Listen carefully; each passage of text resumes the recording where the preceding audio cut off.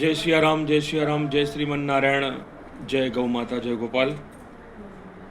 गया धाम की पावन धरा पर हम लोग इस समय यहाँ पर विराजमान हैं। पूज्य श्री अभिनंदन जी महाराज जी के पावन सानिध्य में ये 16 दिवसीय अनुष्ठान जो 7 तारीख से प्रारंभ हो रहा है, पूर्णिमा से लेकर अमावस्या तक ये 16 दिन वर्ष में पितरों की आराधना के लिए, श्राद्ध के लिए, तर्पण के लिए, पिंडदान के लिए, भगवान नाम संकीर्तन के लिए, गौ सेवा के लिए जाने जाते हैं। तो हम लोग इस समय गया धाम पर विराजमान हैं, जहाँ पर साक्षात श्रीमन नारायण भगवान की चरण ही यहाँ पर अंकित है।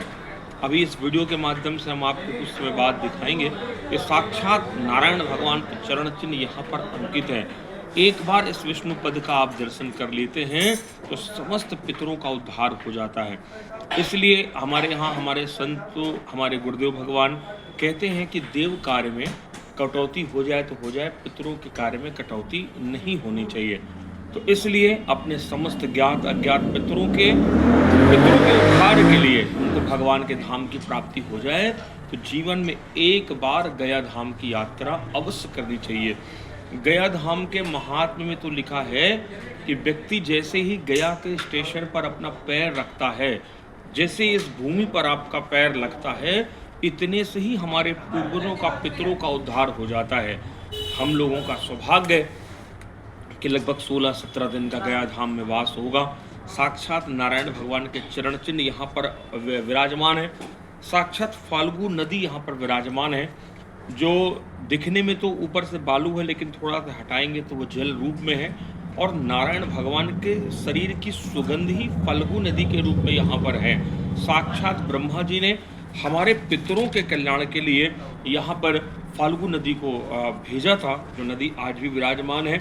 विश्व प्रसिद्ध विष्णु पद मंदिर का यहाँ दर्शन हम लोग कर सकते हैं। श्राद्ध, तर्पण और गया श्राद्ध के लिए इससे पवित्र भूमि पूरे विश्व में नहीं है। और पितरों को अक्षय तृप्ति देती है फाल्गु नदी। फाल्गु नदी के महात्म्य आया है कि गया के पूर्व में बहने वाली फाल्गु के उद्भव के संदर्भ में ब्रह्मा जी द्वारा जगत कल्याण हेतु इसे स्वर्ग से पृथ्वी पर लाया गया था। ऐसे भगवान विष्णु के दाहिने पैर के अंगूठे से फाल्गु नदी का उद्भव भी स्वीकार किया जाता है, जिसे श्रद्धालु भगवान नारायण की जल मूर्ति ही कहते हैं। आप जीवन में तो नारायण भगवान का दर्शन न किए होंगे, लेकिन फाल्गु नदी का आप दर्शन करते हैं, स्पर्श करते हैं, तो वो नारायण भगवान के ही दर्शन का और स्पर्श का सुख प्रदान करती है। फाल्गु नदी के जल से पितरों को तिलांजलि हो जाए तो सीधे उनको भगवान के धाम की प्राप्ति हो जाती है। आज के इस वीडियो में इतना ही महात्म्य है। बाकी अनंतर हम लोग अक्षय वट यहाँ पर विराजमान है, जहाँ पर कुछ भी किया जाता है वो अक्षय हो जाता है। जानकी कुंड विराजमान है, जहाँ जानकी जी ने दशरथ जी का पिंडदान किया था। जब राम, लक्ष्मण, जानकी जी वनवास काल के दौरान गया पहुंचे थे, तो भगवान भी हम लोगों को सिखाने के लिए यहाँ पर दशरथ जी का उन्होंने तर्पण किया था, पिंडदान किया था। वो जगह आज भी है। आज भी दशरथ जी कैसे हाथ निकले हुए हैं, वो पिंडदान के लिए याचना करते हैं, तब जानकी जी पिंडदान करती है। तो ऐसे वो दशरथ जी के हाथ भी यहाँ विराजमान है, उनका दर्शन भी हम लोग करेंगे। गदाधर भगवान का दर्शन हम लोग करेंगे। और गया महात्म्य में तो मैं क्या बताऊँ, इतना है यहाँ पे कि अगर मैं आपको एक संक्षेप जानकारी बता दूँ कि यहाँ पर पहले श्राद्ध के पहले पुनपुन नदी में हम लोग स्नान करते हैं। उसके बाद फिर गया श्राद्ध के लिए व्यक्ति आगे आता है।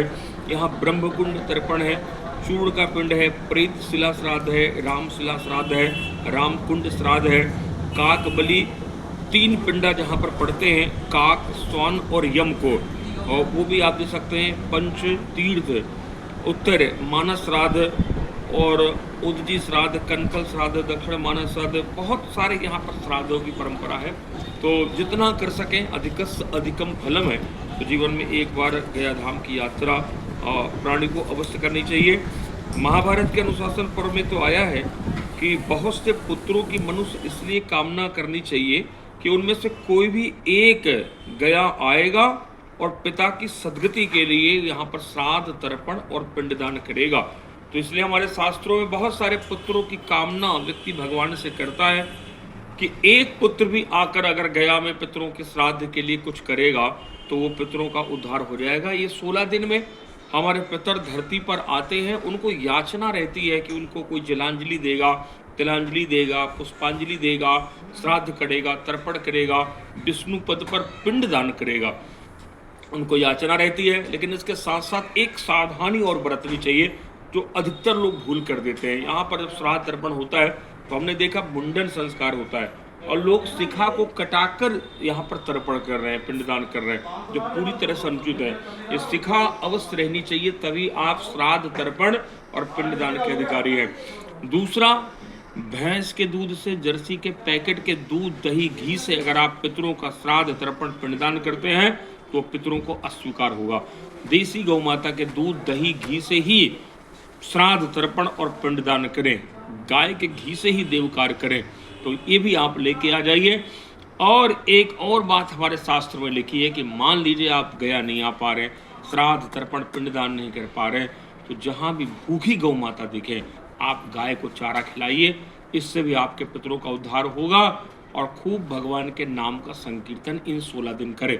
इन 16 दिनों में जो भी आप भगवान नाम करते हैं उसका संकल्प, उसका फल अपने पितरों को अर्पित करें, तो भगवान के नाम के जहाज में बैठकर वो सीधे बैकुंठ साकेत गोलोक की प्राप्ति करेंगे।